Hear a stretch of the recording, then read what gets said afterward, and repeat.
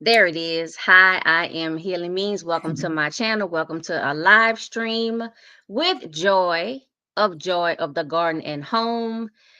Joy, let's get right into it. Tell us what's going on with you. How are you? How have you been these past 2 weeks? Joy, let's get Oh, right into it. thought I deleted that. Okay, there we go.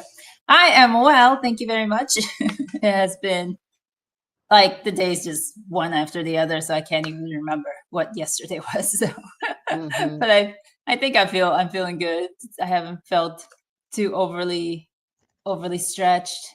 I'm still in the good phase of the burnout. I'm still coasting, and Mm-hmm. like short vacations are hard because it's like you need a vacation from a vacation. So it's not like you're really getting a vacation. It's mostly for the kids. We do it for the kids. So, but otherwise, I think I'm tracking a little bit better than I did last year in the garden. Let's say that. Last year, I was definitely like at odds and ready to pull my hair out. But I feel like this year, I've got a little more of a even keel. Peace. I found some peace for the That's time good. being. That's good. So today, in a live stream today, we are going to be talking about gardening, of course, but we are about midsummer at this point, July 28th. So we're just going to go over some summer garden updates, let you know what's been going on in our gardens. I am in Southern California, zone 10B/11A. And Joy, as you see, on her little description, she is in New York in zone 6. Now, Joy, do you say 6A or 6B? Are you on the cusp, or do you just say zone 6, just I, the whole 6? it's supposedly 6B, but I just say zone 6 because of the microclimate. And like, I know that where they're taking their test from or their, like where their sensors are is Mm-hmm. below, like I'm a little bit above sea level. So I know Mm-hmm. there's like quite a big difference sometimes, like a whole week at least of growing between ground sea level and where I'm at. So that's why I usually just say 6 because it could fluctuate quite a bit in just like a few hundred feet of elevation. You know what? That's true. Microclimates are very important. Mhm. They are very important. So today, like I mentioned, we're gonna talk about just updates, what's been going on in our summer garden so far. And then our main topic today is going to be um, your garden surviving and thriving during absences. And we have two segments today. We're going to be talking about planned absences, and Joy will cover that. And then I'll be talking about unplanned absences. So at this point in midsummer, we a lot of work has been put in and invested in our gardens. At this point, we probably have harvested at least a little bit, but sometimes you're not in your garden, whether it's planned or whether it's unplanned. So we're gonna talk about that. But first, we want to just scroll a few things across the screen. And please, as we're talking and going through the live stream, thank you if you're here for the live. Thank you also if you're here for the replay. While we're talking and discussing, there'll be some information, at the bottom of scrolling at the bottom of the screen. So we just ask that you take a look at that. And what we have right now is Joy's contact information. So Joy, just give us a rundown of, you know, who you are, where can we find you, tell us about Joy. Sure. Joy of the Home and Garden is the primary channel where I share the garden's escapades, a little bit of maybe prepared foods when I get a chance. And then my other channel, Joy Unhinged, is relatively new. It's just, I still haven't, every day I'm like, all right, this is the video I'm going to put up next. But like with anything new, you kind of have that like a block of like, no, I don't want to do it. I can't do it. So it's been a challenge, but mainly because the garden is taking up so much of my time. Like when I started this other channel, it was in the winter when there was less garden. So that's Hmm. pretty much why I haven't posted much on it. But I would like it to evolve into just showing off my more quirky personality. Um, like I go back and forth whether I want to be one of those people who comment on social affairs or not, or if I want to, I don't know, read a book or something. I enjoy Mhm. hearing those people read books. I like that idea. But yeah, it's still evolving, trying to sort itself out in my head. And then my Rumble Mhm. channel is basically just a double of YouTube, because for a while there, YouTube was having so many glitches and you didn't know if you were just going to lose your channel outright if you said the wrong word. So Rumble being supposedly a freer platform, I decided to use that as a secondary means of saving my work. It's very, very Mhm. hard work. So yeah, it's usually delayed by a few days because sometimes it takes me a while to put up videos in there. But you know, you find people where you find them, and I know I've certainly brought over some people to the YouTube channel from there. So there's that. Mhm. That's about it. All right. And then I'm just going to click my information down here at the bottom. I'm only on YouTube. But Joy is kind of, I don't, I'm looking at Rumble just because it's like a longer platform, what they call it, long, Long form. yeah, long form, Hmm. platform area. So the shorter form platform areas, I'm not really into that. That's just not Yeah. me. I get what I get from like the YouTube shorts. And now that I can finally do the 3-minute YouTube Yeah. shorts, that's probably, gonna be enough for me. But I am only here on YouTube. I do have a Pinterest page that has been so long abandoned. I need to close that account. But if you see me on anywhere else, y'all let me know because I'm not. I'm only here on YouTube. I have Cash App, PayPal. I have a post office box if you want to support me in those ways. I appreciate it. I was thinking about that buy me a coffee, Mm. thing. Just a Yeah. just another way. Different people like to use different methods of support, and Right. I'm open to all of it. And then my email address if you want to, just say hi. I appreciate that. So there we go with the introductions. Let's say hi to G Mama Grows. Thank you so Oh, much for joining us.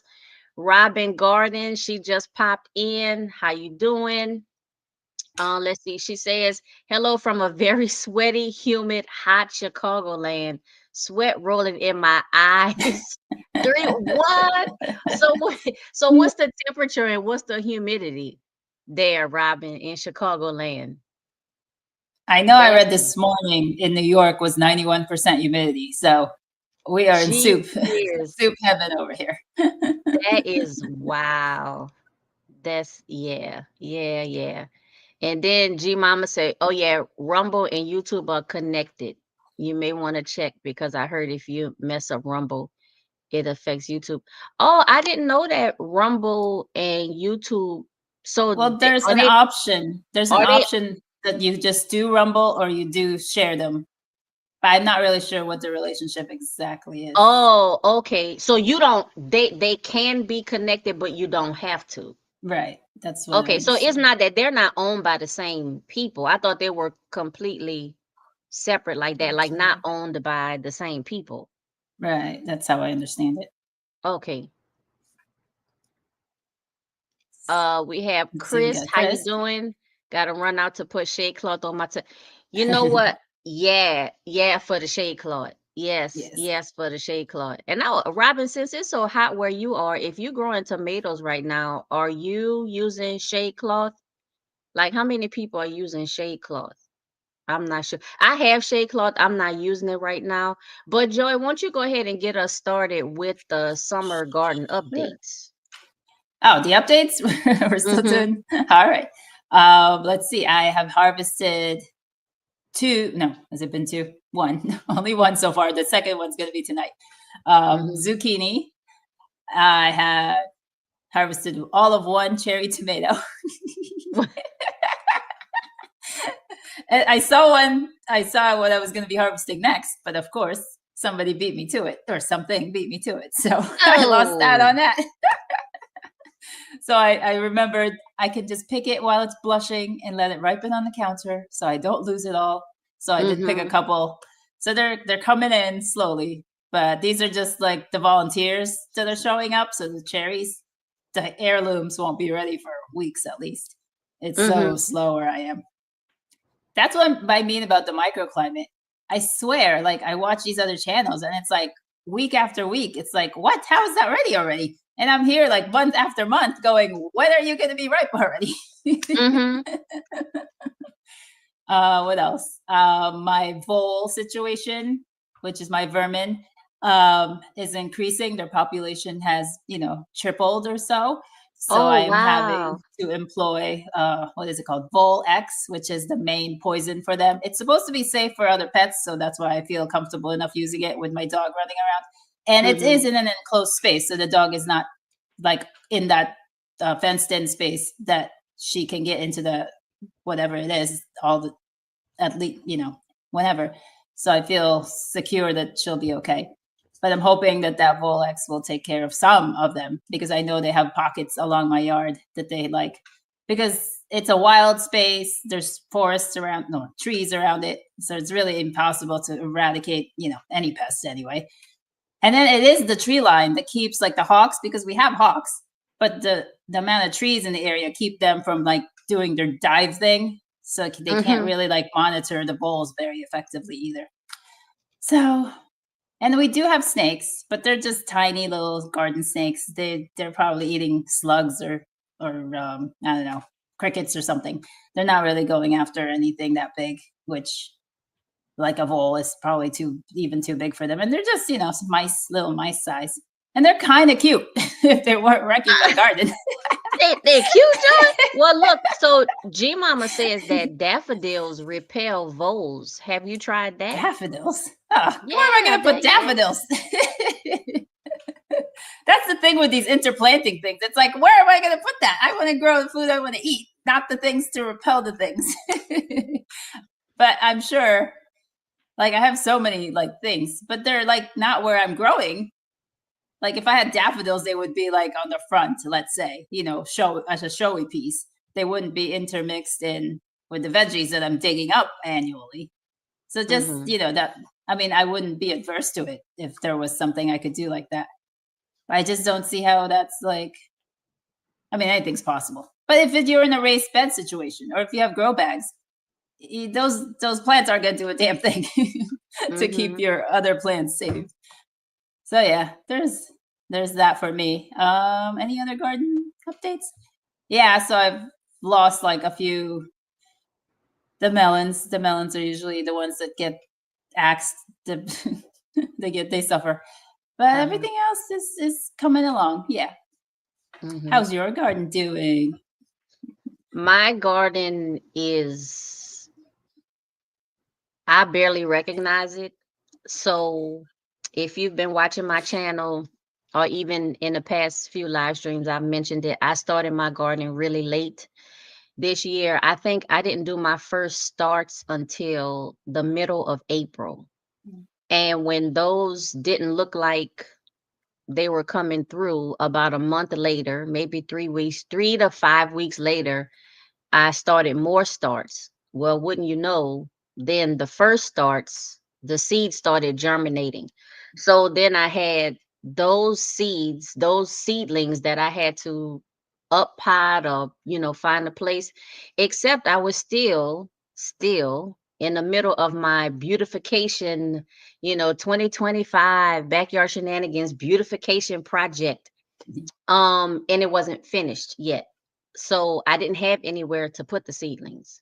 So I was going from, like the 6 cell tray to like little 2 inch cups to 3 inch cups to 4 inch cups to water bottles to, just whatever I had around trying to buy myself more time to get through the beautification project or at least to get spaces prepared so I could plant things. I finally got spaces prepared so I could plant things, but then I had more seedlings than I had space. And now I'm just doing like a musical chair shuffle. Um, kind of not even necessarily all the time up potting, but even like parallel potting or side potting. So if I had a short fat, pot a cup or container, then I would up pot into like a skinny tall, just to give the roots somewhere to Yeah. grow. Again, buying myself more time. Now my garden looks like a jungle. So I have plants everywhere. Things are very closely packed together, which has resulted in um, more than average, higher than average um, powdery mildew and just other issues like that. I haven't had as many pests though. I haven't had as many pests early on, but they're coming now. So the pests are coming late. I think because obviously I didn't have anything growing, I didn't have any food source for the pests, so they weren't around early. But now here it is in the middle of the summer, in not necessarily the height of the heat yet, but in the warmer time frames. Now I have more pests, but the pest that I y'all know the one pest that like keep me out of my garden. I saw my first fig beetle. Some people call them June beetles, green beetles. It's not the same as a Japanese beetle. The Japanese beetles are smaller. These green fig beetles are larger and fluorescent. There is a difference. But my first fig beetle, and they are large. It's like they took the extra time to like grow and just develop and just and y'all I found grubs sifting my soil and stuff, and Ugh, every grub I find, I kill it. I leave it out where the birds can get it, or I leave them in the hot sun so they literally just dehydrate. Um i i just y'all oh, I was telling Joy right before we started this live stream, there is a fig beetle flying outside my windows. And it's like he's getting close to the screen and yeah. psst, y'all, I can't. I know it's like facial fears. It's only a bug. They can't bite you. They only have soft chewing mouth parts. Mm. All of that, y'all. All of that. But guess what? Everybody have something, and my something is those fig beetles. If they weren't so big and bulky and just flew like they were blind, which they are not. And that's the thing, they aren't blind, but if they would just fly by and keep going, I could, maybe I could deal with that. Y'all, I was on Amazon this morning looking at those hats, like the sun hats, but with the net Oh yeah. that come, yeah, because I'm gonna get one.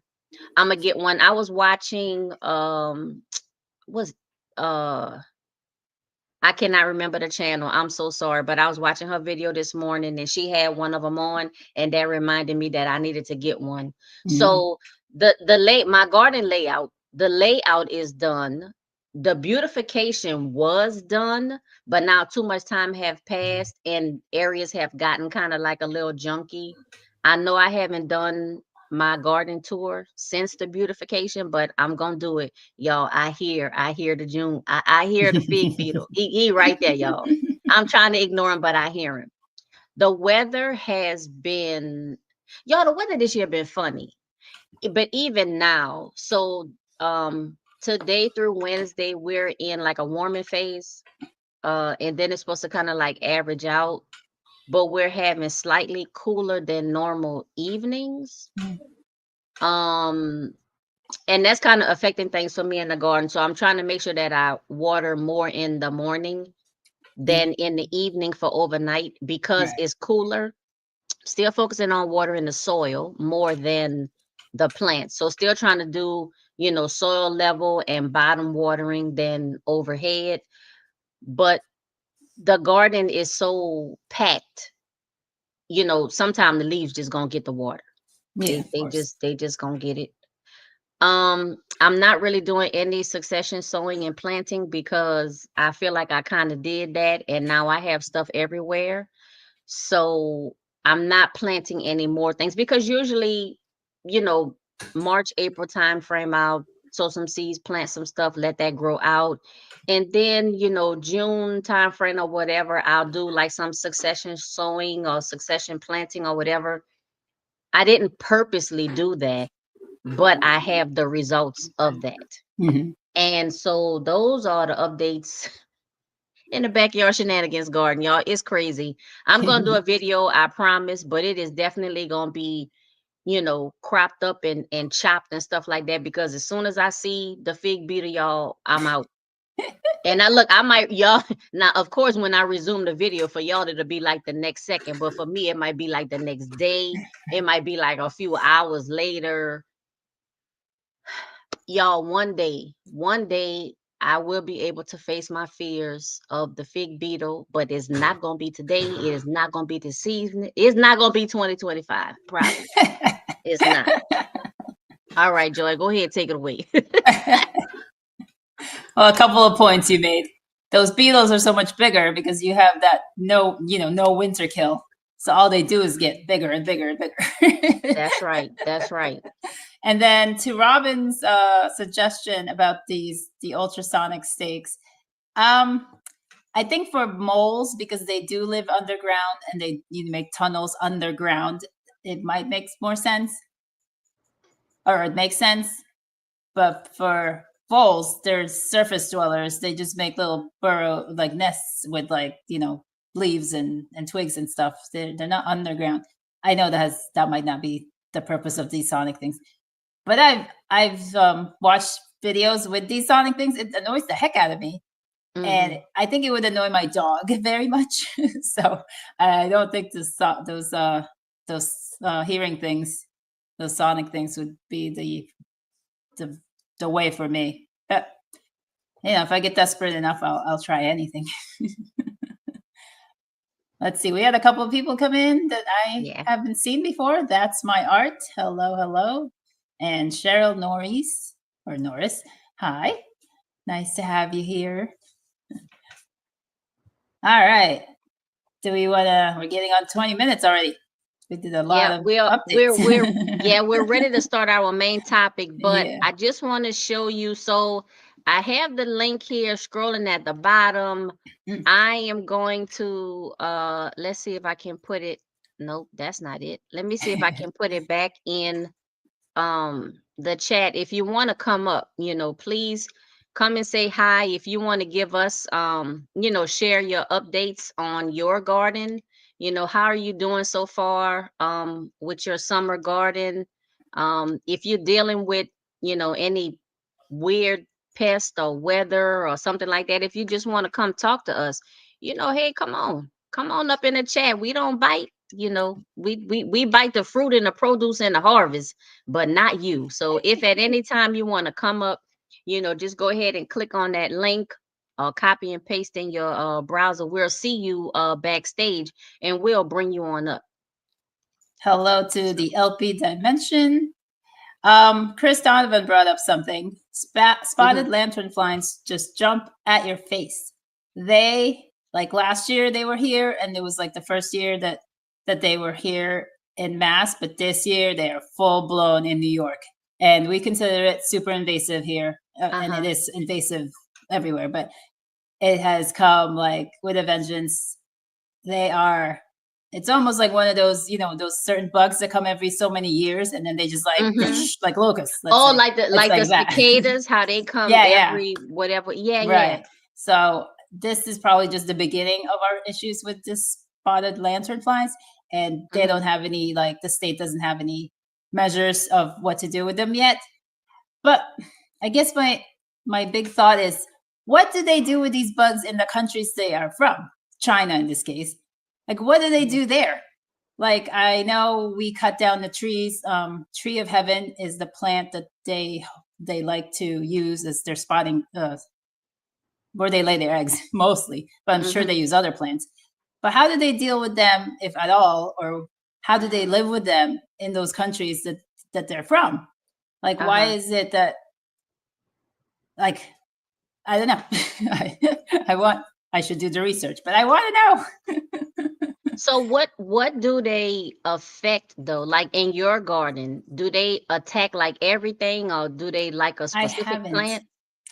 Yeah, they like a specific plant, and I haven't specifically seen them attack any produce type stuff. So I don't know. I haven't. I don't know. Well, I was just wondering if you had like a specific issue with them in your garden, or you just seeing them around and they becoming more prolific. Yes. For right now, that's just an issue. I don't know if maybe next year they'll start attacking fruit plants. or something. But yeah, for now, they're just something to be watchful for, I guess. That's Now Cheryl says heat hot weeds, harvesting tomatoes, cukes, and jalapeno peppers. You know what, Cheryl? So what like what varieties of tomatoes and cucumbers and peppers are you harvesting right now? And what are you growing? And Joy, just before we get into the main topic, do you have any like these are my key tomatoes, my key cube, like on my favorite ones. Like these are the ones that I'm growing right now. I've already harvested one. They taste so good. Or, I tried this variety. Everybody rant and raved about it. And I was just like, I haven't grown successfully enough, and I haven't done like the taste test. I'm hoping this is the year that I can do like a side by side of things, mm-hmm, but that won't be for a few weeks. But so far, that one cherry tomato that I harvested, which was a volunteer, but that was delicious. So I don't know what that was. to do, yeah. It would have been a mix of like a sun gold or honey drop. Those are I like those cherry tomatoes. Mm-hmm, But as far as the big slicers, I like, as of now, like black Krim, the pineapple. I really like. Those are the two that jump out at me. But mm-hmm. I'll grow like your San Marsanos and stuff, not necessarily for flavor, but just because But I just, know they're best for making sauce.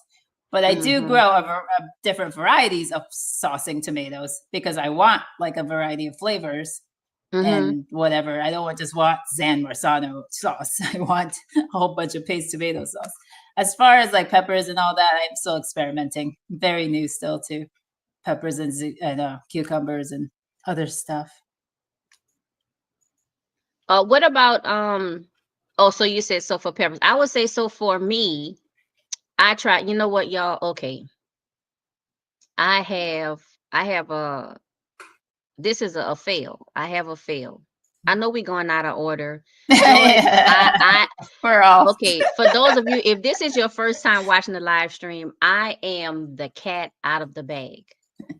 And it is Joy's duty and responsibility I failed. to just she has to so when I get out of the bag, she has to have the net to catch me right away and bring me back. Cause if not, and she didn't catch me this time, so I'm gonna say it. But it's related. So I asked Yeah. about tomato varieties and stuff like that. I ended up growing a lot more varieties. Well, that's not true. I was about to say I ended up growing a lot more varieties than I wanted to, but that's not true because I sowed the seeds, so obviously I wanted to, right? But anyway, I have a failure to report. It is the great white tomato. And this would be my first time growing this variety. And I really wanted to grow it. I wanted to see how large I could get the tomato. I mean, great white, a white tomato and a large one. I was slicing it up, salad, sandwich. Y'all, I was ready. And the red, the white, and the green aphid said, not this year. Y'all, I tried, a couple different things to, you know, just try to help with the aphids. It looked like I was winning. I was being successful. The plant was growing. It was thriving. I was getting new leaves and everything. And I checked on it. Today is Monday. I think I checked on it Saturday. And y'all, I had to pull it up. And the whole plant was green now. The whole plant was green. And y'all know, if you don't know, I'm about to tell you. If I have a plant that has one chlorophyll cell of green in the entire, it can be the size of an oak tree. And if there is one green pigment, I don't want to pull it up, y'all. But at this point, I said, you know what? I can't. So RIP to my great white tomato. Matter of fact, the aphids got both of the plants. They got both of them. And that I'm sad about it because I really wanted, to at least get one tomato and I didn't. Mm. And I'm sad about it. All right, I'm Oh going yeah, back in the bag. I would be too. Oh, we got a new subscriber, Wickershire. I can't get it. Wickershire Project Off Grid. Hi, nice to Hi, have you. welcome. G Mama hides here. I put up the StreamYard link if anybody wants to come up and share. But while we do that, let's get on to the topic of today, which is summer garden as far as absences, whether it's planned or unplanned. I will be Mhm. doing the planned topic as Haley decided because she's the boss. All right. So We as far as share. It's a team. yes, It's it it's a is. team. So as far as planned, it's obviously like a vacation that you set up in advance. So you you should have some things laid out because let's say if you have pets, you make advances. You make what's the word? You have plans for your pets, whether you're boarding them or a friend is watching them. So you have to do the same for Mhm. your garden, especially in the heat of the summer when our gardens are really super dependent on us. Um, One of the things to check for is the weather. We Mhm. more or less can depend on the 10-day forecast. I enjoy the sprinkles that aren't forecasted, that they just come. I do enjoy those, but we can't depend on those, especially during the middle of summer when it's mostly like a drought situation. Mhm. But then if you are in a place where it's like been raining constantly, then so sorry, but I don't know what you can do so much about those other than not have to worry about watering. So yeah, if you know your weather forecast, then it will affect how much you feel like you're going to need to do as far as watering ahead of time or cut off water. Mhm. While we're on the watering subject, I think I would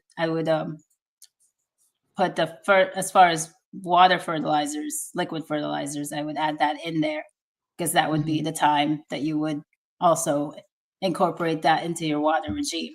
If you haven't done your fertilizing in a while, then maybe this is a good time to do it because it will boost the plants. It'll help them get through if there is like a long bout of drought. Then they have that extra nutrient to keep them going, I would think. Also consider, and some of it's maybe myths or wives' tales, but some people have anecdotal, good results with things like what like the milk spray, like the whey, where you separate the curd and the whey from the Oh, milk. mhm. So it pushes back some of that bacterial stuff that you might notice, like the mold and mildew that might develop because of the high humidity of the summer. Tomatoes, you can do that aspirin spray if you like. That's also something that would boost them. What else?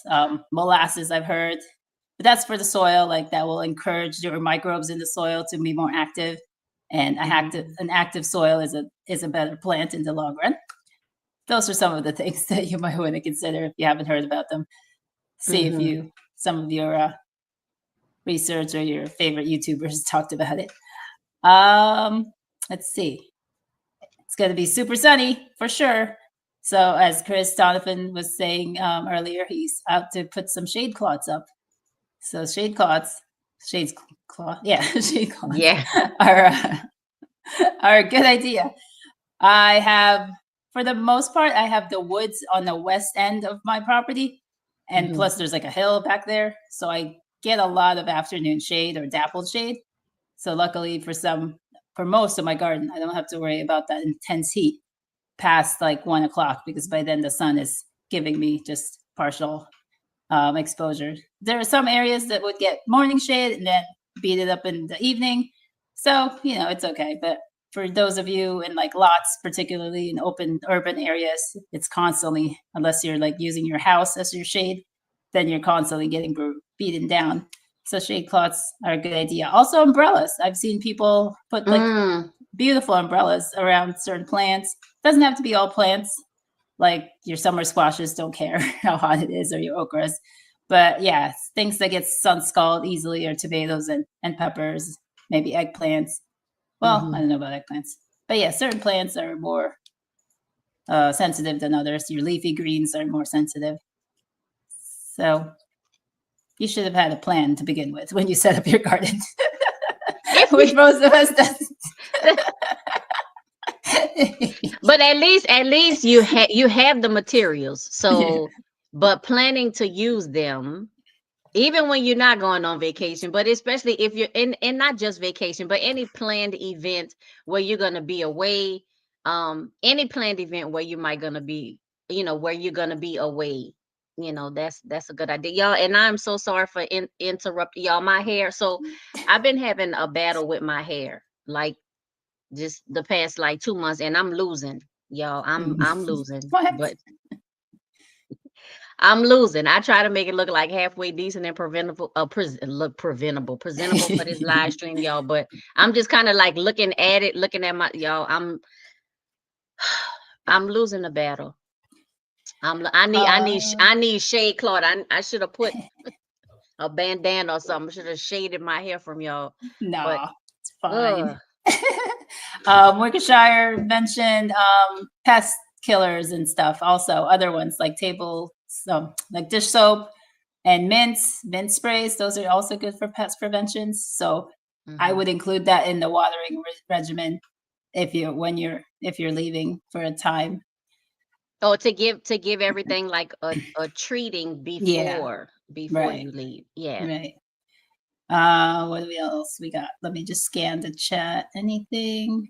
What did what did Chris say? Weather. Oh, okay. Everybody's talking about the weather. Mhm. So okay. All right. Moving on down the list. Protecting the soil again, other than watering it, is to mulch it. Mulching will slow down evaporation, so keep your soil cooler and moister for a longer time period. Um, Especially during this time of the year too. I mean, we're in like the middle, like the crux of the heat. And if you're mhm, gonna be away sometime even for a few days, the soil can dry out. So mulch can definitely, make a big difference, a huge difference. If you water real well, really well, and then you put the mulch to kind of help, conserve some of that moisture, that could be the difference between you coming back and having dried up frizzle leaf, or like fruit or vegetable fall from it being mhm, too hot, and then preserving that harvest and those plants. So I like that idea about the mulch, especially during this time of the year, y'all, because it's hot. mhm. And some people might have like, I don't mulch. There's too many slugs. But some people, like some places where it's super rainy, I can understand that mulch is not the best option for them. But I guess there are other types of mulch, if anything, that that slugs might not like as much. And then what else? Yeah, like for me, mulch would be if it's not too thick, or it should be not too thick, because if it was thicker, then it would encourage the mice and whatever to make nests. Even Mm. rabbits like to just burrow in your garden and make their little hole, little den under there. Last year I had a mother rabbit do that in one of my garden beds, which was, I guess, only like 8-9 inches off the ground, so she was able to hop in and burrow into there and make a nest, which was great. I know bro also had that issue where she had rabbits in her raised bed garden. um So they so jumped up into, mhm. so yes, indeed. See, but you know what though? I watched a couple videos, and one in particularly, I think is Robbie Mm, and Gary Homestead or something. They're here in Southern California yeah, somewhere, and she uses a lot of tools. She uses tool yes. for many different areas, and she said if you, even around the edge of like raised beds or just around your garden, even if you just put like a few pieces of tool around, just strategically place them around, birds and even Right. small mammals and stuff like that, when they feel that, in their fingers or, feet, or their nails get stuck in it. It can even be a partial deer deterrent. They Mhm, don't like the feel of it. They think it's a trap or something bad, and it, would deter them away, at least initially. So, tool might be an inexpensive option. I think she priced it at one of the sellers on eBay. It is like for 10 or 11 bucks, you get like 54 yards or 40 yards at 54 inches. So that's a lot Mm, of it's tools. big. So I Yeah. don't, maybe two Yeah. might be an option. I found I really like the idea. I bought several yards myself, but it doesn't do well in the Northeast. If you keep it out in the winter, it will just Mm, disintegrate. And yeah. also, some pets could care less and will chew through it. So there is also that. So I have a whole bunch of holy mess that I had to throw away, and I felt so annoyed about it because I spent good Mhm. money on that stuff. That's right. Yeah. Sometimes you gotta just invest.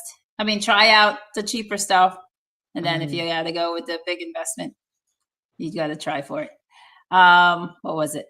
As far as mulch, oh, there's also the idea of like a living mulch if you're not a fan of, having to reapply mulch because they will disintegrate.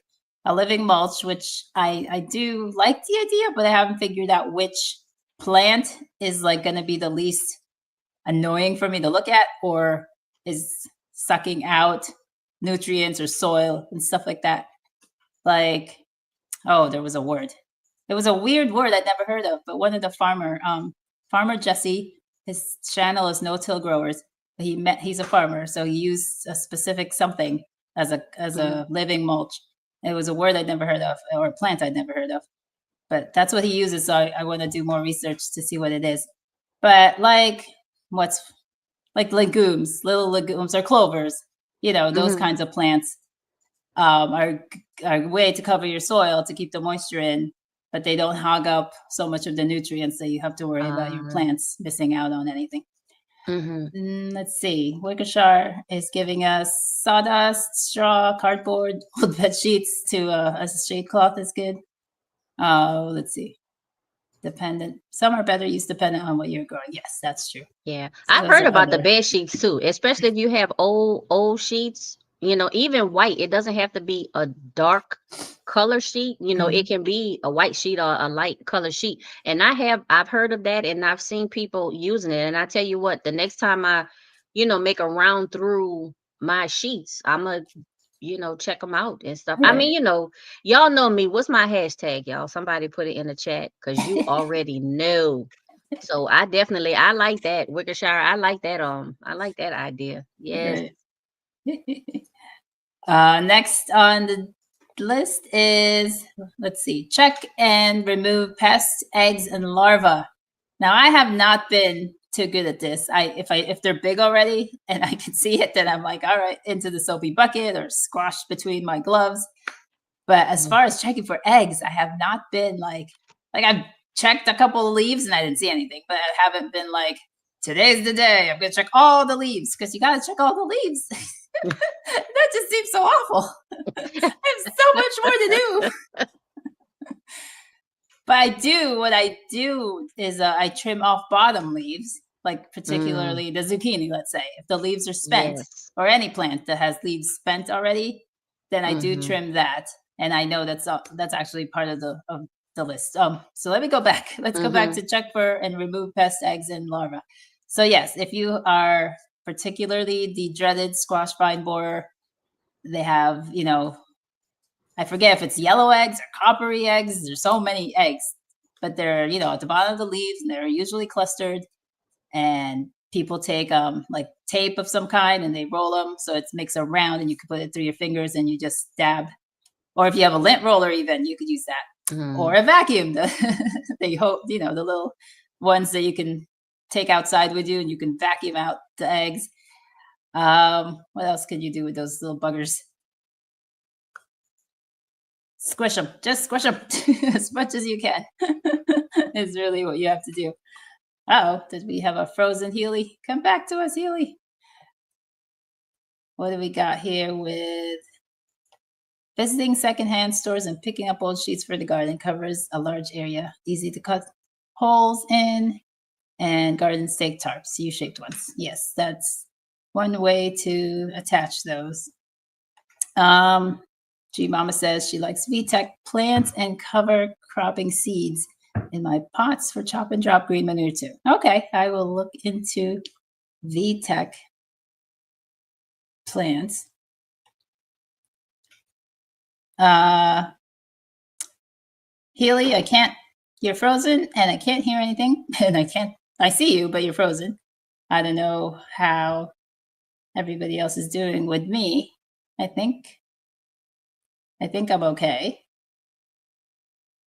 So we'll wait to see if Healy can rejoin us. Right. So as I was saying before, like pruning the dead leaves, that's something you should do just, as general upkeep. But the dead leaves will keep the plants healthier.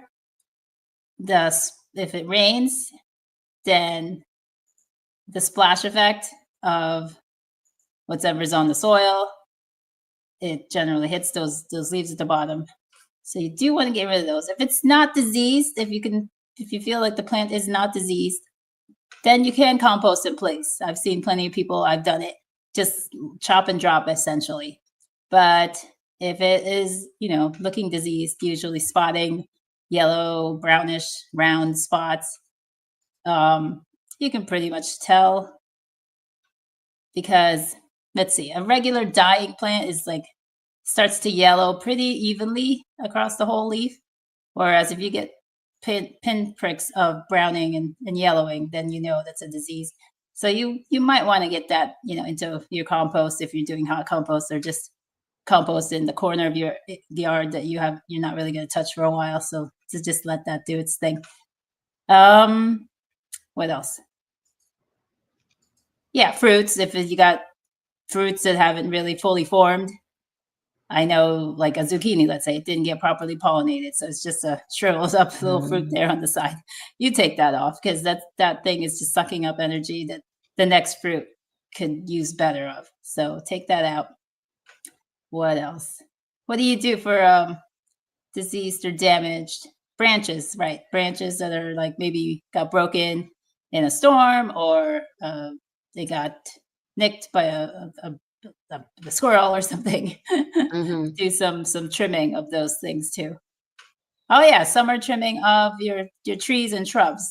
That's something to do because that also conserves like the energy of the plant if it's not having to put out its resources to all these extra branches. If it's being more compacted, that would help you out. Mm-hmm. How you doing, Healy? You I am figured out back. your Thank glitch? you so much. Yeah, I think I probably just had some kind of internet thing going on. We've been having issues in my area with the internet connection. Of course, no credit though back for on my bill, but I mean, you know.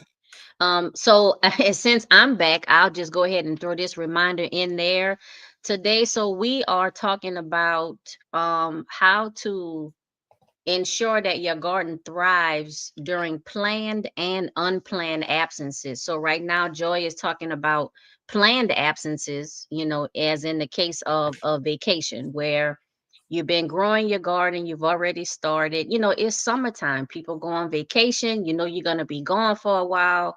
She's been going through things that you can do and how you can prepare to enjoy your vacation and come back to a thriving garden and not a not thriving one. Mhm. And she has just a few more points to make, and then I'll come back and I'll talk about what you can do during an unplanned absence from your garden. So if you're here for the live stream, we definitely appreciate you. Thank you so much for being here.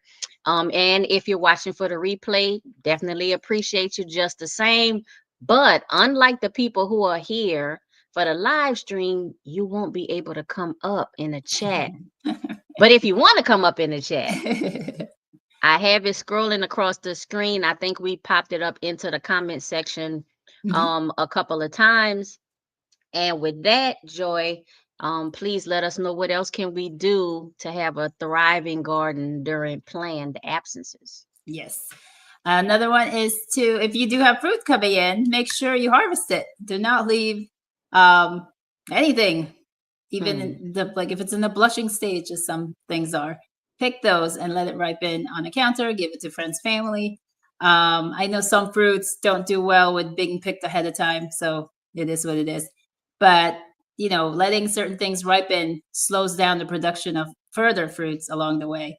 So that's another reason to harvest often as you can. Um, protect protect your trees, your fruit trees, your fruit Mhm. plants. If you do have issues where fruit's going to be coming in while you're away, the bird, whether it's bird netting or some kind of mesh. Um, they have cloches, whether like it's like a fence type cloche, not like the solid plastic or glass, but the one that Mhm. is breathable. So that's one Yeah. way to keep things from destroying your produce.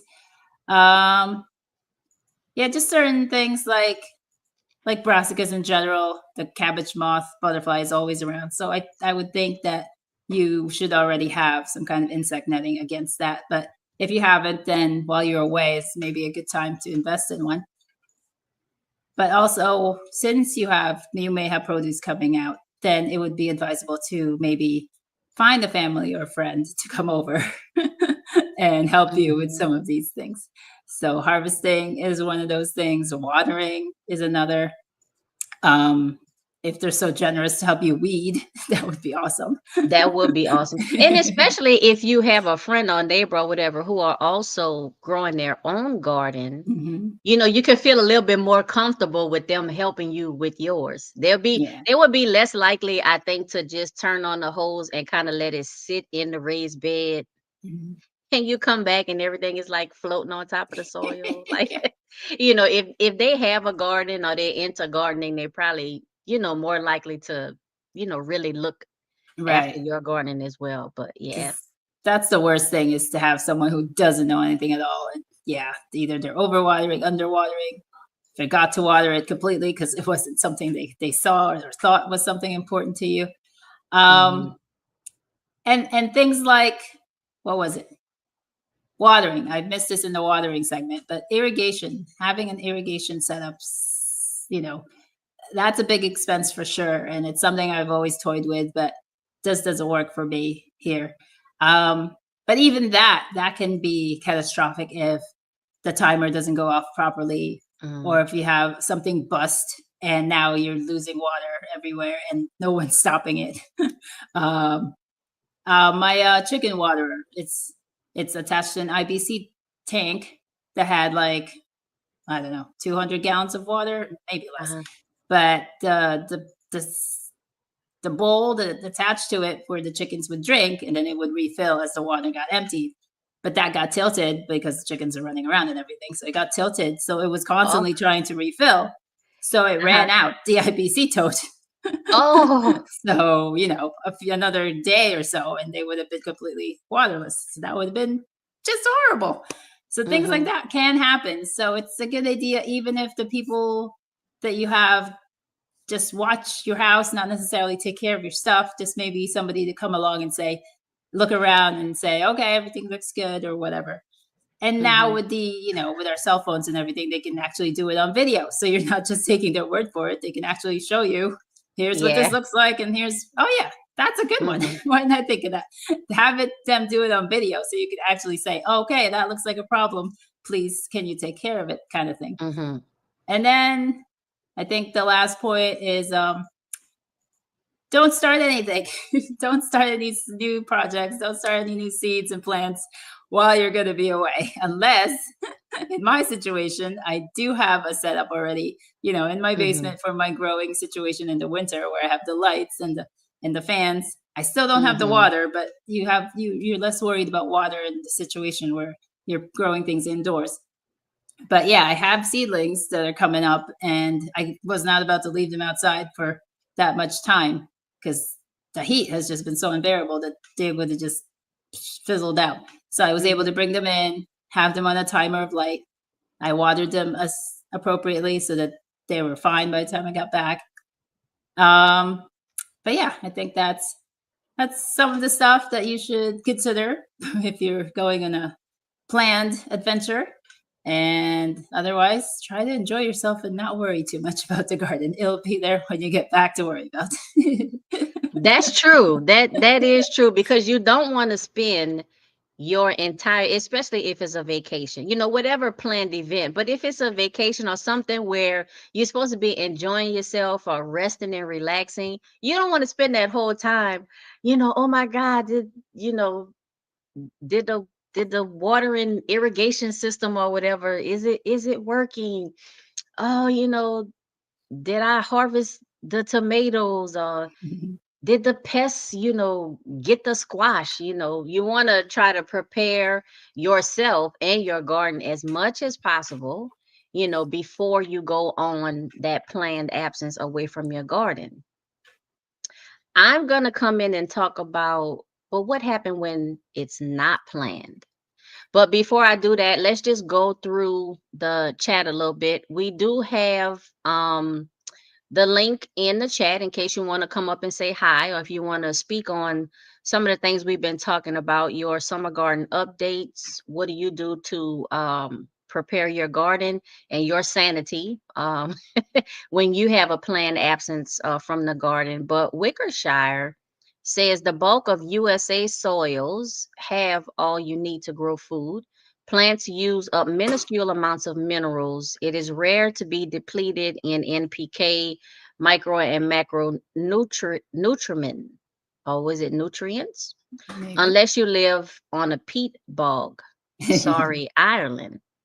I know in our area in Southern California, and we have I've researched this and things in our area though, we have we do have NPK in our soil, but especially in my area because it's such heavily clay soil, Mhm. the nutrients are depleted, but even the nutrients that are available is hard for the plants to uptake because Right. of the clay soil. So oftentimes, whether you are growing in the ground in the native soil, or even if you're doing container or raised beds or whatever, our soils here are heavily amended, just because of the type of soil that we have. I do agree though that there are nutrients. I don't think that there's a soil that's 100% depleted in all of the Right. nutrients, because if that was the case, why we have so many weeds? Right. The weeds eating Exactly. something, they living off of something. Right. Um but we do, and I think you have to know your area, know your native soil, know your Mhm. microclimates and stuff. But here we do heavily amend, because even when I was growing in the ground, um I did amend the soil. So that's something that you want to be aware of. But the 3-2-1, just going back to what Rickershire said about the 3-1-2 ratio, that's also researched and documented and proven. Mhm. So if you have 3-1-2, and again we're talking about the NPK, the nitrogen, the phosphorus, and the potassium, the 3-1-2, those are numbers that you'll see on all fertilizer bags. If it's something that's used as a fertilizer or anything in that general fertilizer category, it'll have those three numbers, NPK. It might have additional numbers for calcium and magnesium and some other like trace nutrients, but the Mhm. NPK is important. And so if you see 6-2-4, if you go in like multiples of 3-1-2, that's also something to be aware of. You see a lot of artificial fertilizers that had triple 16, Mhm. triple 10, triple 13. And I believe that there's a place for Yeah. those type of fertilizers, but in nature the ratio is really closer to 3-1-2, 3 for the Mhm. nitrogen, 1 for the phosphorus, and then 2 for the potassium. But there's there's cases where you can use the triple 16, or if you need like a high boosted nitrogen, you might see 2100 or whatever. Yeah. There's all type of different formulations of fertilizers, especially the synthetic fertilizers. Yeah. There's a place and a time, but I agree, with the soil having nutrients, but at the same time, it's been depleted so much over time. We're doing so much more to the soil and doing other things that affect the soil. I don't think that the companies that make fertilizers, whether it's organic or synthetic, they're not gonna go, out of business This is for a right. long time. Yeah, they're Yeah. gonna be here, for a long time. Yeah. So, and then another point about not letting the soil dry out, Mm. that's also true. And then especially, when you're away, whether it's planned or unplanned, not letting the soil dry out. And Joy mentioned a lot of things, irrigation, um, if you either don't like or don't prefer irrigation, a hand watering system, a combination of different garden gadgets and tools to help you with watering, or, that perfect neighbor that would come by, Mhm. Right. and help you. Um, so like I said, Joy talked about everything, well, not everything, but she talked about a lot of things that would help you to come back to a thriving garden in a planned absence. I'm going to talk about unplanned, and this is related to a recent situation that happened to me, and I'm kind of still going through it. I incurred an injury, and I did not plan not to be in my garden, but due to the injury, I wasn't able to go out there and be out there like I wanted. And it's okay. I'm going to live, I'm going to survive and stuff, but this is an injury that is taking longer to resolve than what I expected. So, I would say in the case of an unplanned absence away from your garden. All of the things that Joy mentioned for a planned absence are things that I would hope that we would be doing anyway, as just Right. part of the normal gardening, the normal seasons, task and chores of starting and maintaining a garden. So checking the weather, having a regular watering schedule, using shade cloth during those hottest parts of the season or the year, or for those plants that might be more sensitive to sunlight, like avocados, y'all. I can't tell you how many avocado plants I went through. Okay, 6. That were very expensive, not cheap at all. And I kept buying them in twos, because I wanted to make sure that I had an A and a B Right. avocado. And I put them in a place where I have my mini raised beds right now. And if you just in case you're not familiar, that is a completely open space. There's no trees or overhead anything. There's no shade. It is full open, from sunrise to sunset. And I did not realize that my avocados were extremely sensitive to the intense heat of full sun as young plants. Now, of course, after they get established and older and stuff, they're able to handle and quite enjoy, direct full sunlight. But as small plants, no, they need some shade. I was not aware of that. And like I said, 6 avocado plants later and hundreds of dollars down the drain, Right. I realized, hey, shade cloth. So shade cloth is a good thing. So she talked about that, fertilizing or amending the soil, mulching, checking for pests, being at least moderately diligent about, removing the pest, treating for the pest, removing the eggs and the larvae, just some kind of way managing whatever pest pressure you have in your garden, understanding that the pests gonna get theirs. Okay, Yes. the pests gonna get theirs, but I don't know. So do you plant more or just expect a smaller harvest? But she talked about that. Pruning, harvesting, getting someone to help you out, and then just avoiding starting anything new. Now, this is unplanned, so you may have already started, planning something new.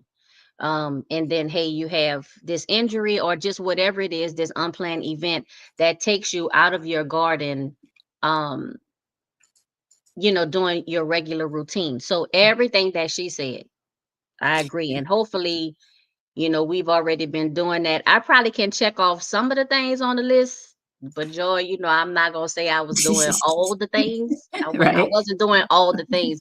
And as I mentioned earlier in this live stream, I had, sowed some seeds in April, and then I sowed more seeds in May, And then like after that, the April seeds started germinating. So then I had the April seedlings, and I started having May seedlings.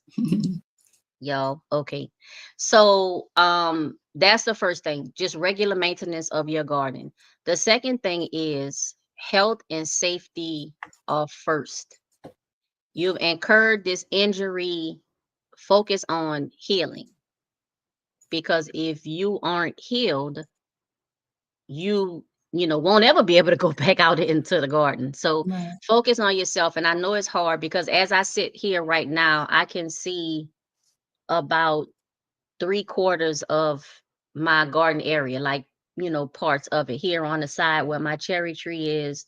And then I have things planted on this side, and then my mini raised beds. I can see them, and I just green. Like looking out the window is just like all green. Mhm. I have to focus on healing first, because I have tried to go outside and just do all the things and had a setback, and now I can do hardly any of the things. So focus on your healing. Don't be afraid to ask for help. Just like when a planned absence away, where you say, hey, can you come in and just, can you water 2 times a week, or can you, harvest these or be ready in 3 days? If you have an injury and you focus on your healing, don't be afraid to ask for help. Sometimes you'll get it, sometimes you won't. Sometimes the quality of the help may not, you know, but don't be afraid to ask for help. So I did, I asked for help. I got a little bit of it. I definitely, appreciate it. And it's just hard for me because being inside trying to heal and recover from the injury while I'm looking outside. Y'all, I'm looking, I'm looking at stuff just growing and developing. I am seeing the pests come in. A lot more moths and butterflies, y'all. Those That's June, good. the beetles, the pests are starting to come in as my garden grows and things get lush and green and healthy. I'm looking at the pests coming in. Right. I have to understand it's only so much that I can do, and even with the help, it's only so much that's gonna be done. Um, if the injury is garden related, while you're sitting inside healing and recovering, just brainstorm ways to not repeat that injury. Maybe you did, like on the cartoons where the rake is out and you step on the rake and it hit, maybe that was the injury. Maybe you got busted the head with like the handle of a rake. Just brainstorm ways where you can put your tools in an area or in a place where when you're walking through your garden, you don't look like you're doing a episode of Tom and Jerry. So that's something that you can do. If the injury is not garden related, of course, do what you have to do. But I'm trying to, keep it to gardening. My injury was not garden related. But if it was, while you have the time, just think about ways that you can resolve the issue so you don't repeat the injury again. Mhm. As you are healing, know your limits. As you are healing, know your limits. Of course, as gardeners, I wanted to get out there the next day, the same day, later, I wanted, because like I said, I'm looking out the window and I'm seeing my garden just go on without me, as if it needed me, specifically to, as if Right.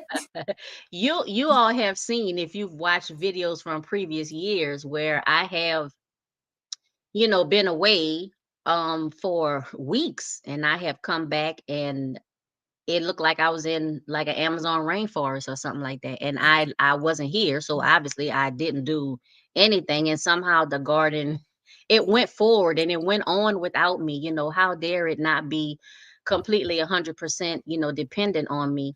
But know your limits when you're trying to go back out and reintroduce yourself to the garden after an injury.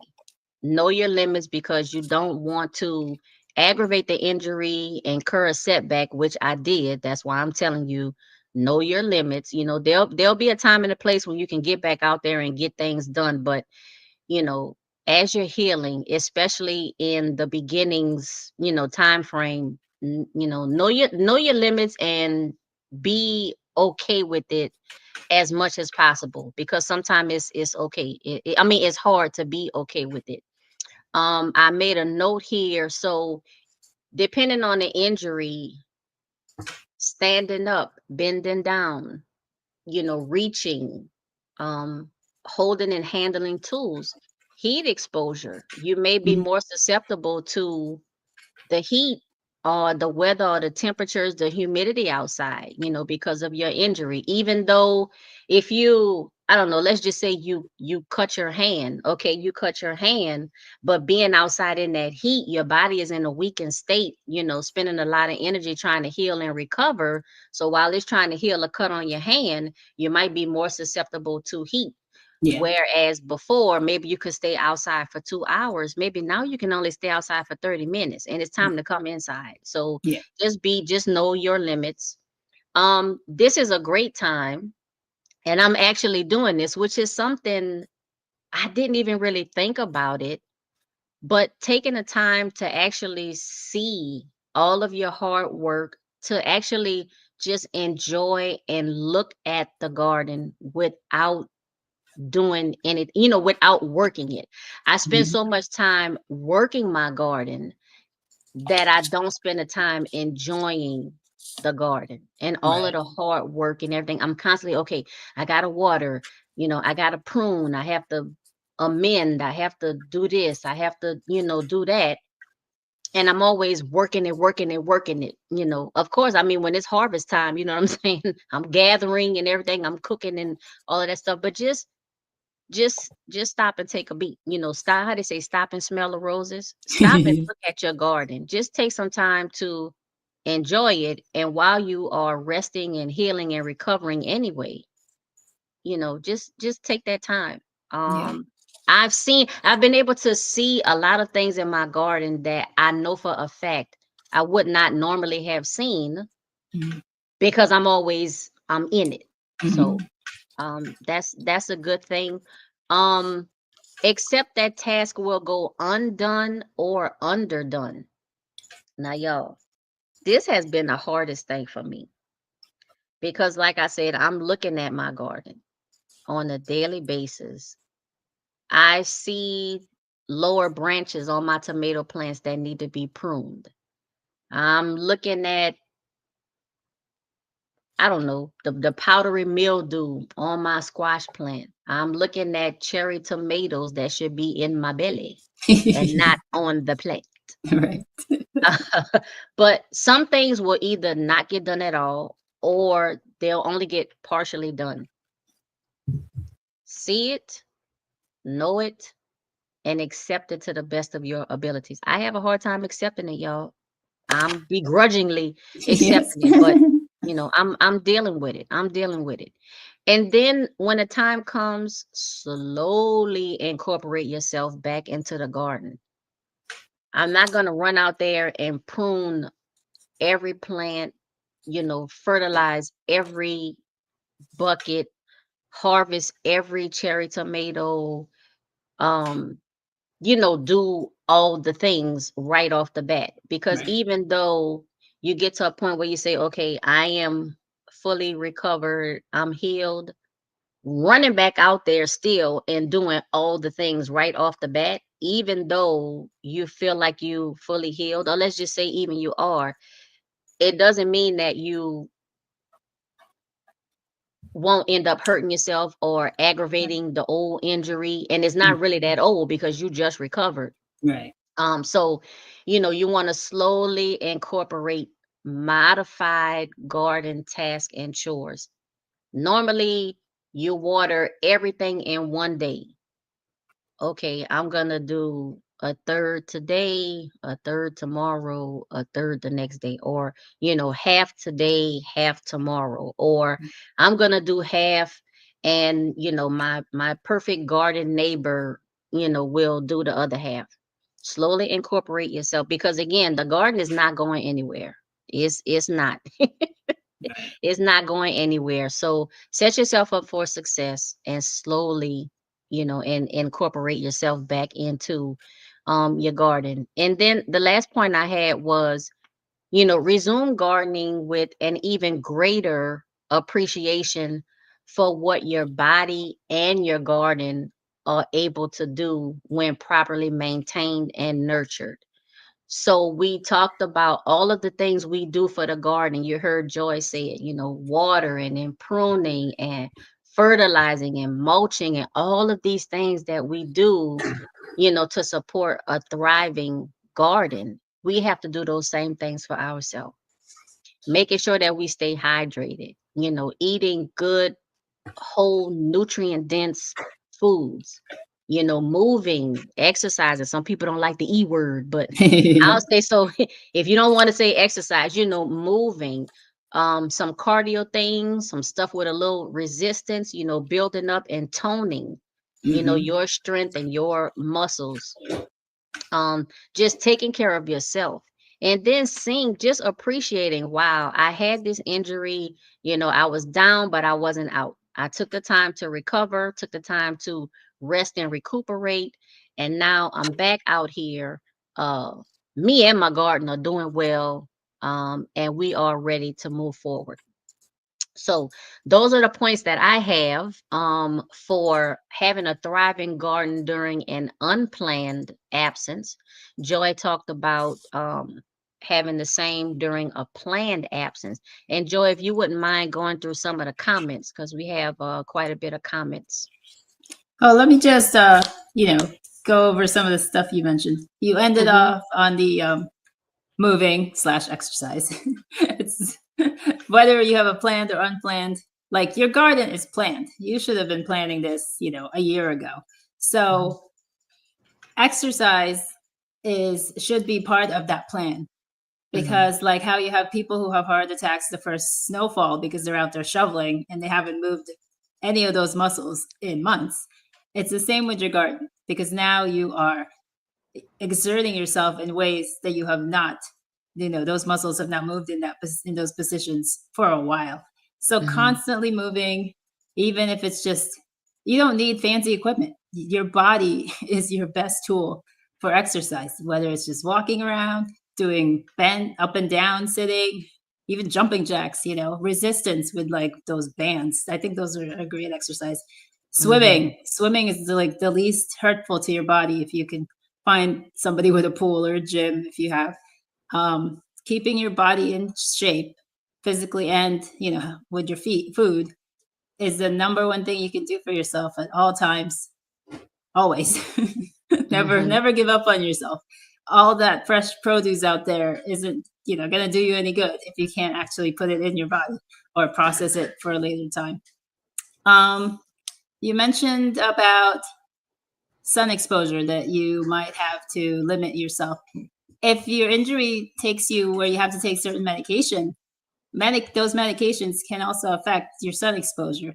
So that is something to consider as far as being outdoors as you're healing yourself.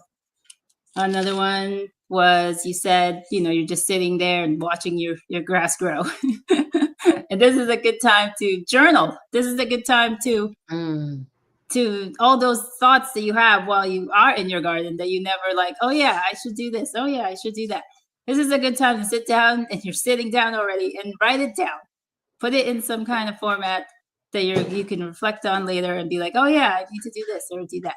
A to-do list, even Mm-hmm. of like, oh, that's coming in, I should get someone to do that, or I'll get to that at some point.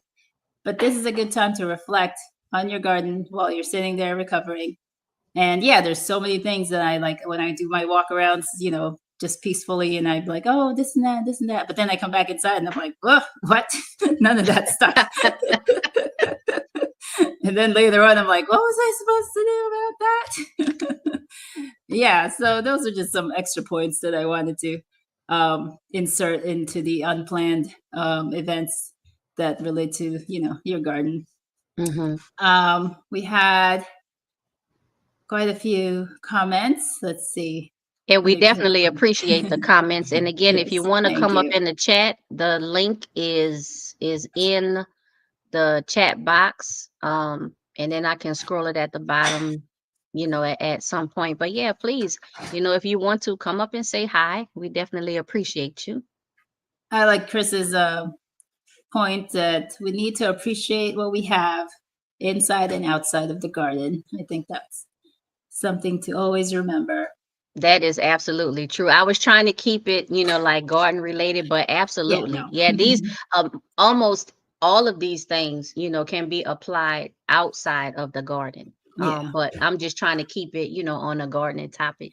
And I think gardening should be like a reflection on life, like of humanity in Mhm. general. It has like way gone overboard, but I feel like a balanced human race would be better off if it adhered more to some gardening principles. And I know there are some crazy Mhm. gardening principles. There's always the extremes of things, but in general, Mhm. if we lived our lives like we gardened, I think it would be a much better world. So Wickershire says gardening is therapy, worth the heavy price to Mhm. pay to set it up. Yes, Yeah. definitely. It is a lifelong objective. And yes, just like let's say we invest in our retirement or our children, it's you pay for it up front and you reap the benefits later on down the line.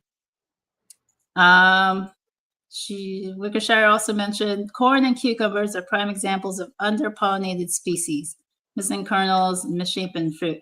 Oh, this had to do with pollination Mhm. because oh yeah, you were mentioning that you were having more moths and butterflies come in for your garden because it's becoming a jungle.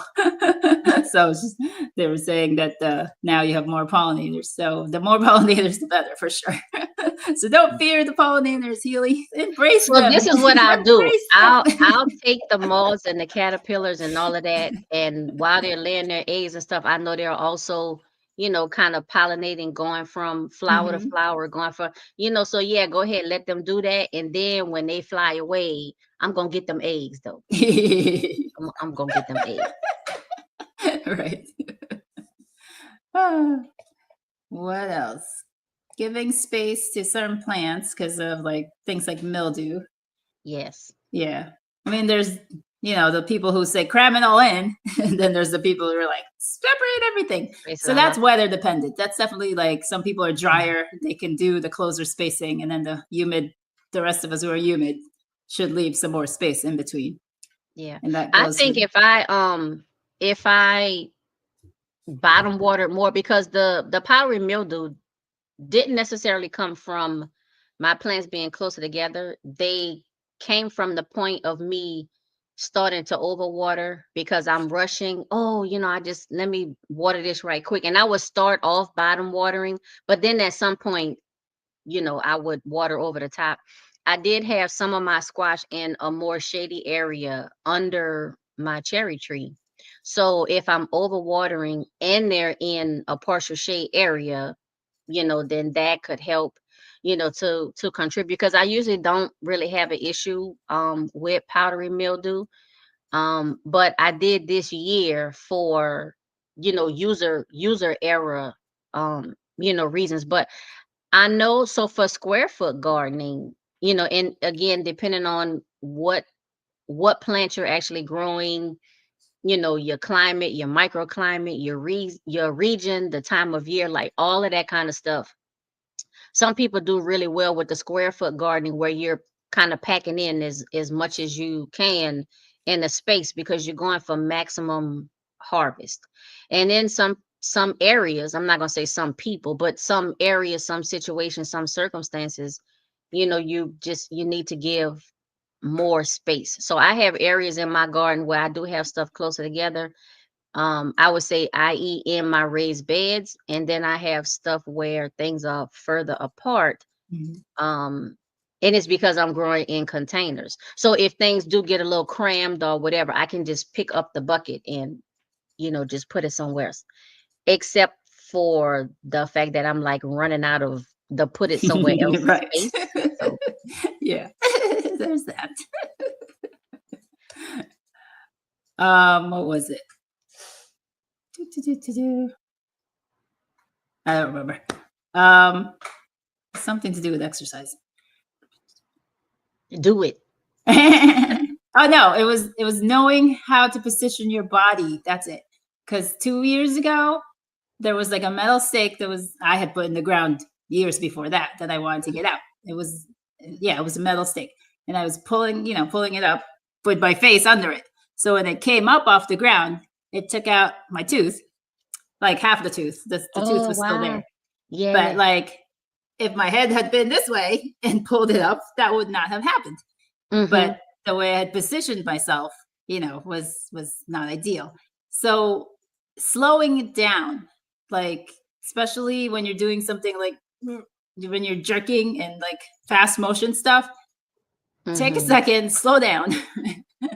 Whether it's if you need to get like safety equipment, this is something us gardeners and people always forget is the safety equipment in the garden.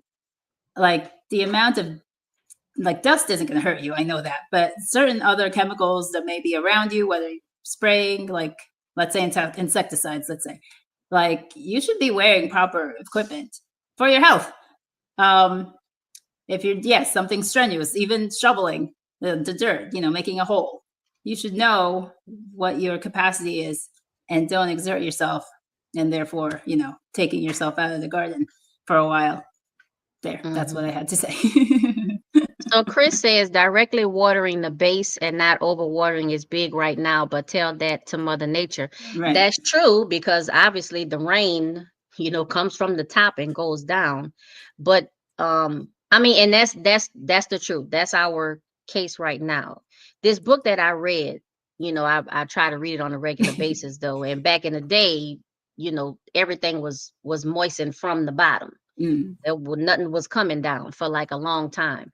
But today, this is our case. Rain obviously comes from the top to the bottom, but I guess it's something about the rain, even with all of the streaks that you see going across the skies and stuff. But there's something about the rain falling down that's different from what's coming out of our hose pipes and whatever our watering cans and stuff.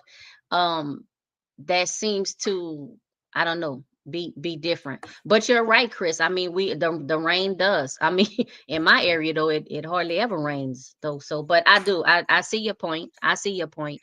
I do notice that when I bottom water, that I have less like watering issues, mm, or less problems that result from watering. But do I overwater? Yeah, like every time every time I water my garden, there's a portion of it that gets, overwatered, especially the more the garden grows and develops. Yeah, mm. because I can't even see the soil. I can't see the Right. bottom. And I can't stretch the hose out far enough to bottom water, like 100%. But that's a good point that you make. And some places, depending on your soil structure, like I think last year we had like rain for a whole month and a half straight, like not a day where the ground was allowed to dry up. And the plants loved it. They ate it up. And I was Mm. worrying, oh, they're going to drown, they're going to get root rot, blah, blah, blah. But they were fine. You just Mm-hmm. don't know what those plants are capable of until they go through that. And yeah, so there's that. All right. I think we come into the end of the live stream. We're at about an hour and a half. That's because Joy let me out of the bag, a few times. But we definitely enjoy you being here if you're here for the live stream or if you're here for the replay. We appreciate you just the same. Thank you for everyone who has been participating in the chat. We love the comments. And even if we don't read each and every single one of them, we do try to bring them up on the screen, just so you can see we do recognize you, we do see you. If you take the time to post a comment in the chat, we do want to recognize and acknowledge it, even if we don't specifically read it or specifically address it. Today's topic, we have been talking about how to have a thriving garden during planned and unplanned absences from the garden. Joy talked about a planned absence, such as a vacation. I talked about an unplanned absence in the case of an injury. And you can see there's a lot of overlap in both cases. A lot of things whether it's planned or unplanned absence, a lot of the things are similar or exactly the same. It's just maybe once you have that absence, okay, now what do you do?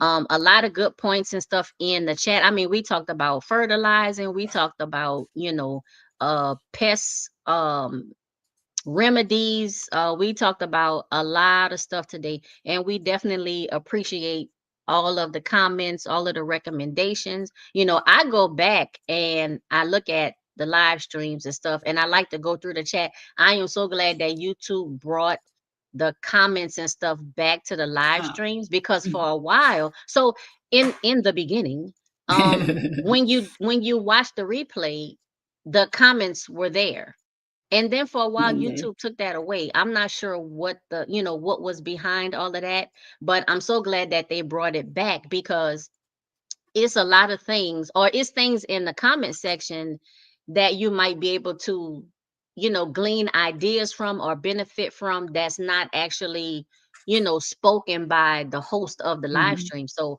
Right. yes, I definitely appreciate that. I love the chat. I love the chat.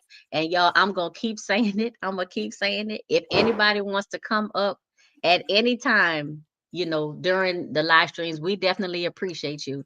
I don't think I have any brave souls today, No. but if you ever want to come up, definitely don't hesitate to do that.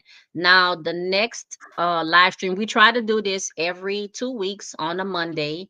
Sometimes we do it in the morning, sometimes we do it in the afternoon. Today, due to scheduling, we did it in the morning, so it's gonna be like around 10 o'clock in the morning, 1 so 10 o'clock a.m. Pacific, 1 p.m. Eastern. So that's kind of like our morning time frame, Mhm. or it'll be 1 p.m. Pacific, 4 p.m. Eastern, and that's kind of like our afternoon time frame. Just check out our channels, and we'll let you know when the day and the time, well, the day, we'll let you know when the time. So the next live stream, if everything goes as planned, it'll be in 2 weeks, and it will be on Joy's channel. Now, I've put up her information scrolling at the bottom, but Joy, if you could just let us know again where to find you, how to get in touch with you outside of these wonderful live streams. You can find me at Joy of the Home, Joy of the Garden Home here on YouTube. The same on Rumble. I have a second channel, Joy Unhinged, which is currently not doing much, but I'm developing it. I'm on Instagram also as just Joy of the Garden, where I post, mostly just pictures.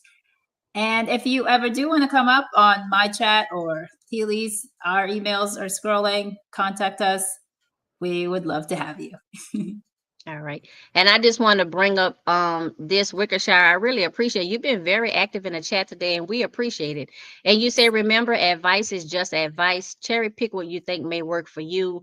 No one can tell you how to grow in your space and soil. It's all suggestions to help. And I I 1 trillion% agree with that. Your garden, your rules.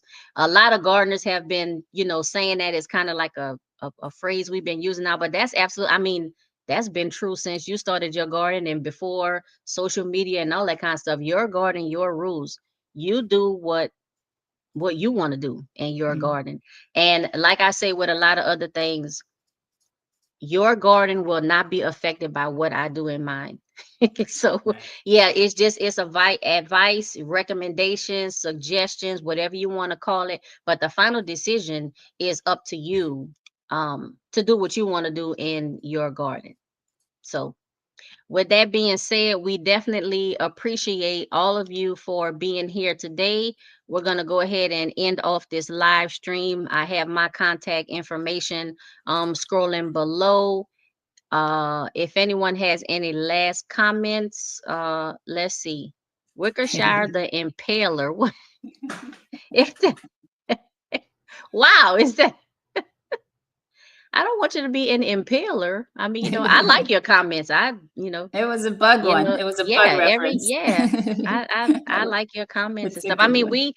we will not all agree on every, single thing that goes on in gardening. And a lot of it is just because we don't all live in the we don't all live at the same address, you know. We live in different regions, different climates, different countries, different microclimates. You know, we like to grow, you know, different things. Like if all I like is tomatoes and Mhm. Joy is allergic to tomatoes, I mean, obviously, you know, anything that I say about tomatoes is just even if it goes in one ear, it's gonna go out the other because that doesn't apply to her, and that's Right. perfectly fine, you know. Mhm. Yeah, so ideas, recommendations, suggestions, you know, all of that stuff, you know, is welcome. You know, just as long as it's coming from, you know, a place of helping and Mhm. supporting, Right. you know, and not trashing and bashing, because you know, and I'm sure I'm not going to speak for Joy, but I don't allow that on my channel. You know, if it gets to the point where it seems like it's more harm than benefit, you got to go. Mhm. Right. But Wickershire, oh no, no, we yeah, yes, please come back to the next live stream and the next and the next and the next. You know, everybody who was here today, please, yeah, come back and share your ideas and your recommendations and your suggestions and all of that, because you know, who knows, you know, what we can pick up and learn from just one comment in the chat. So, yep, Yes. perfect, perfect, perfect. So Joy, you know what? I know you're ready. I know you're ready to close us out because you have your little thing. You know, you Ouch. have to say it. You know, you gotta say it. Oh, why you always put me on the spot? Because I never everybody already want to know what leave. I say, because I say it on all of my videos. But since it's on my channel, I want people to hear, you know, what you say on yours. Yes, all right, fine. Well, thanks for everybody who come and anybody who catches the replay. I will talk to you all again soon. So I'll harvest more. Bye. Bye.